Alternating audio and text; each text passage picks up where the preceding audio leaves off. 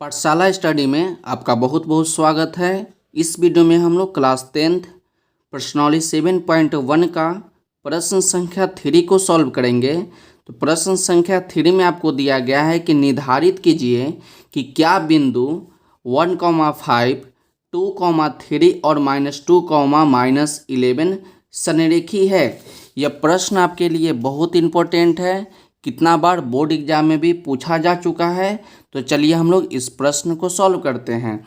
तो यहाँ पर 3 बिंदु दिया गया है और आपसे पूछा है कि क्या तीनों बिंदु संरेखी है। तो सबसे पहले हम लोग लिखेंगे मान लिया कि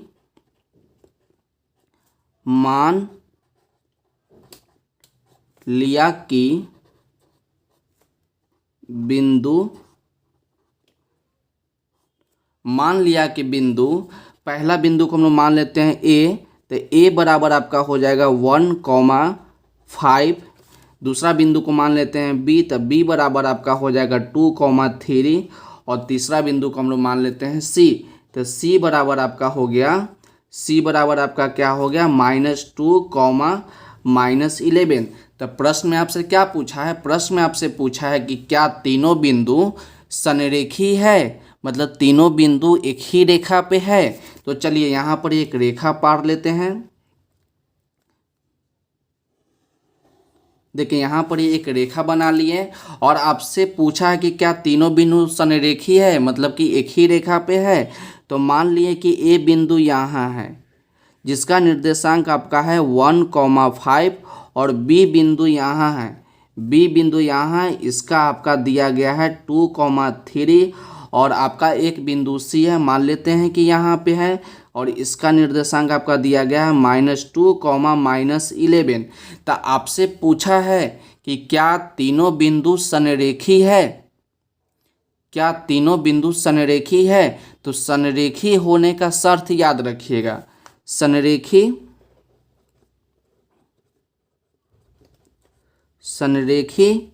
होने का शर्त तो संरेखी होने का शर्त क्या है कि AB का दूरी, A और B का दूरी, AB का दूरी तो AB आपका यहाँ पर C हो गया। तो AB का दूरी AC के दूरी, A और C के दूरी और C और B के दूरी के जोड़ के बराबर होना चाहिए। संरेखी होने का शर्त क्या बताएं कि आपका A और B का दूरी, A C के दूरी और C B के दूरी के जोड़ के बराबर होना चाहिए।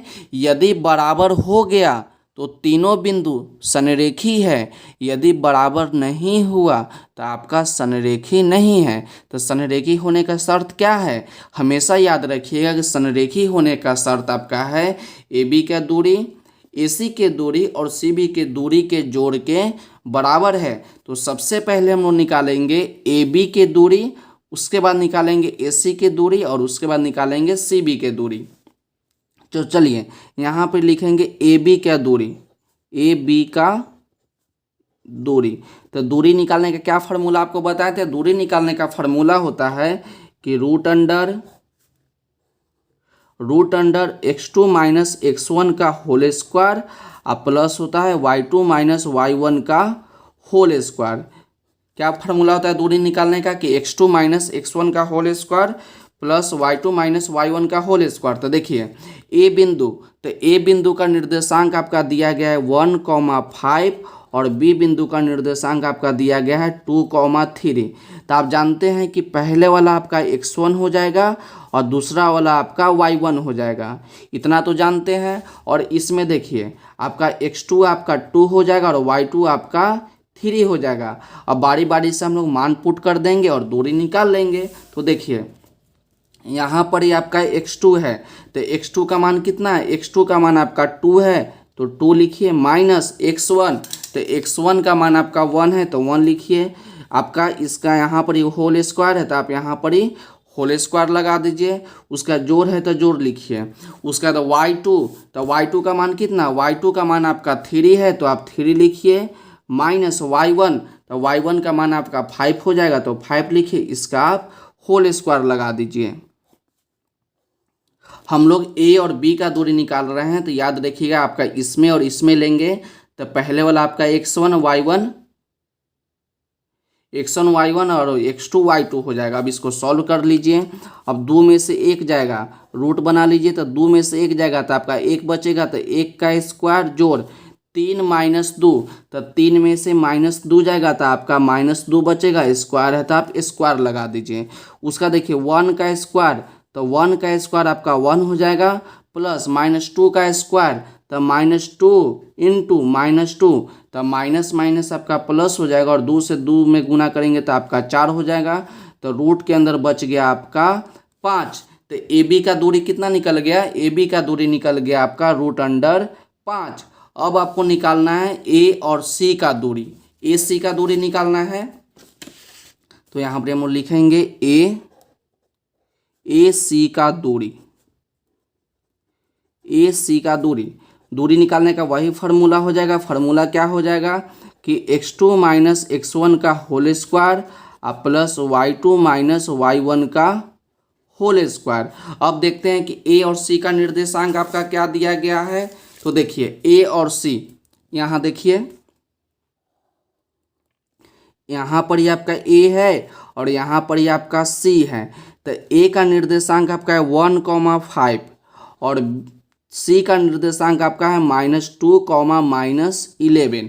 तो ए का x1 का काम करेगा आपका 1 और y1 का काम करेगा आपका 5। पहला वाला x1, दूसरा वाला y1, और इसमें आपका हो जाएगा x2। तो x2 का मान आपका -2 और y2 का मान हो जाएगा आपका -11। तो इसको याद रखिएगा। यहाँ पर चलिए अब इसको सॉल्व करते हैं। अब इसको बगल में ले लेते हैं। यहाँ पर ही हम लोग सबसे पहले रूट बनाएंगे और यहाँ पर लिखा गया x2। तो x2 का मान कितना है? x2 का मान आपका -2 है, तो आप -2 लिखिए, माइनस x1, तो x1 का मान आपका 1 है, तो आप यहाँ पर ही 1 लिखिए। इसके बाद हम लोग घेर के इसको स्क्वायर लगा देते हैं, प्लस y2, तो y2 का मान आपका -11 है, तो -11 माइनस y1, तो y1 का मान आपका 5 है, तो यहाँ पर ही 5 लिखिए, इसका स्क्वायर लगा दीजिए। उसके बाद देखिए -2 -1, तो -2 -1, तो आपका हो जाएगा -3 का होल स्क्वायर प्लस -11 और -5, तो कितना हो जाएगा? -11 -5 हो जाएगा -16, इसका आप होल स्क्वायर लगा दीजिए। तो -3 का होल स्क्वायर, तो -3 का होल स्क्वायर का मतलब है -3 इंटू -3, तो माइनस माइनस प्लस और 3 को 3 से गुना करेंगे तो आपका 9 हो जाएगा, जोड़ -16 का स्क्वायर, तो हम लोग माइनस माइनस कर जाएगा, तो 16 का स्क्वायर कितना हो जाएगा? तो 16 का स्क्वायर आपका हो जाएगा 256।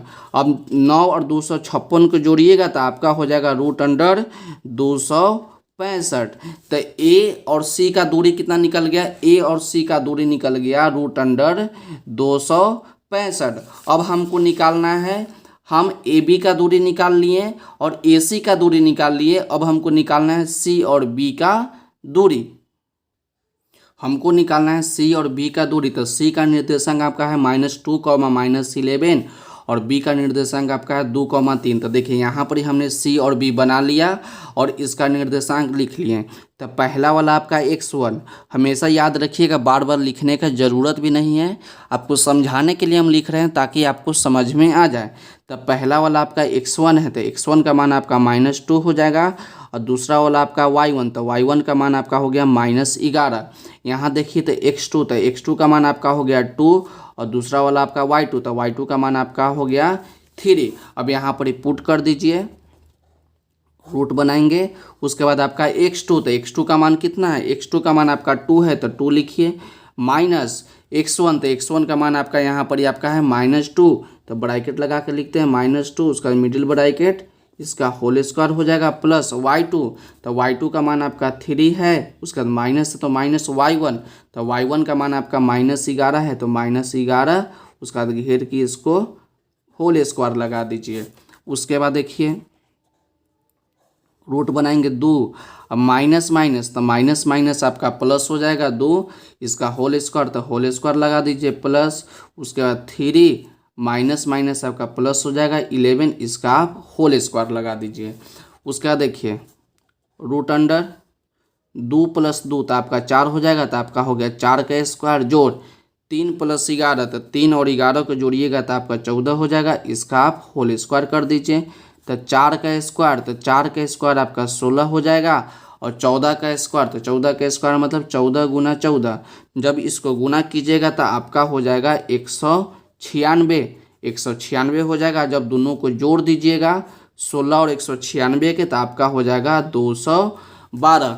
तो आपका CB का दूरी कितना निकल गया? CB का दूरी आपका निकल गया 2√12। तो संरेख होने का शर्त क्या था? संरेख होने का शर्त यही था कि AB का दूरी आपका है, संरेख होने का शर्त याद रखिएगा कि AB का दूरी AC की दूरी और CB की दूरी के जोड़ के बराबर होना चाहिए। तो संरेख का शर्त आपका है कि AB बराबर AC का दूरी और CB का दूरी के जोड़ के बराबर होना चाहिए। तो देखिए AB का दूरी कितना निकल के आया है? AB का दूरी आपका निकल के आया है √5।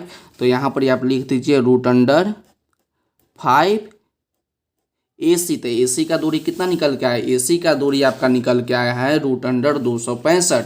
तो यहाँ लिखेंगे √265 जोड़ CB का दूरी निकल के आया है √212। तो क्या ये दोनों आपस में बराबर लग रहा है आपको? यहाँ पर ये √5 और यहाँ पर ये √265 प्लस √212, तो दोनों आपस में बराबर नहीं है। तो हम आपको बताए थे ना कि जब बराबर नहीं होगा तो संरेख नहीं होगा। तो हम लास्ट में लिख देंगे, क्या लिखेंगे कि बिंदु 1,3, बिंदु 1,5, 2,3 और -2,